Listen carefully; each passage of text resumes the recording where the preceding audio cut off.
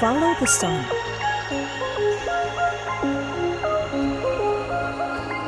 Presented by Science at NASA. The sun.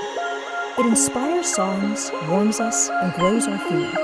Life on land and in the oceans, the daily weather, and long-term climate patterns happen primarily because of the energy we receive from our closest star. Even tiny variations in that energy can affect the workings of our planet's atmosphere. NASA uses instruments to follow the sun and monitor the amount of solar energy coming to us.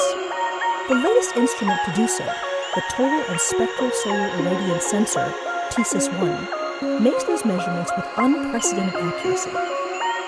TSIS gathers information from its perch aboard the International Space Station, or the ISS.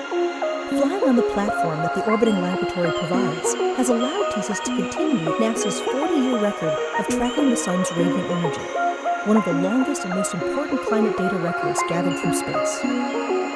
Over the past several decades, Earth's ice mass has diminished, sea levels have risen, drought and precipitation patterns have changed, and growing seasons have shifted. To understand the causes, including human influences, of these changes, and to refine the models used to simulate Earth's climate, researchers must know the amount of incoming solar energy.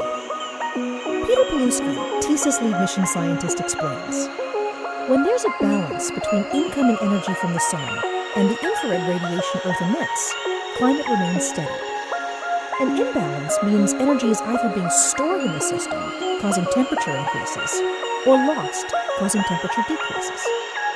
Energy from the sun makes up half of the balance equation.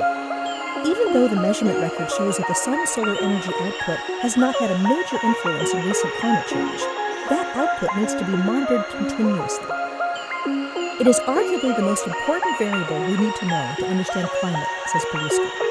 Trying to understand climate without measuring the sun's input is like trying to balance your checkbook without knowing your income.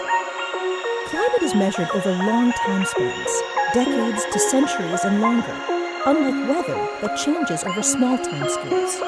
To be able to connect measurements over long time periods, continuity and accuracy are key. TSIS has two sensors.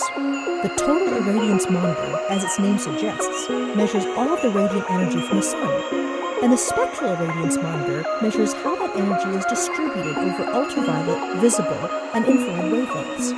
The latter helps scientists understand where in the atmosphere solar energy is being absorbed. For example, TSIS spectral irradiance measurements of the sun's ultraviolet radiation are critical to understanding the ozone layer. Ozone in the stratosphere absorbs ultraviolet light. This heats the stratosphere and drives changes in atmospheric wind flow that can propagate down to the lower atmosphere and impact climate. So many factors influence Earth's climate, says Pilewsky.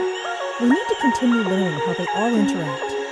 TSIS is helping us characterize the sun's behavior and how Earth's atmosphere responds to the sun. For more science from the International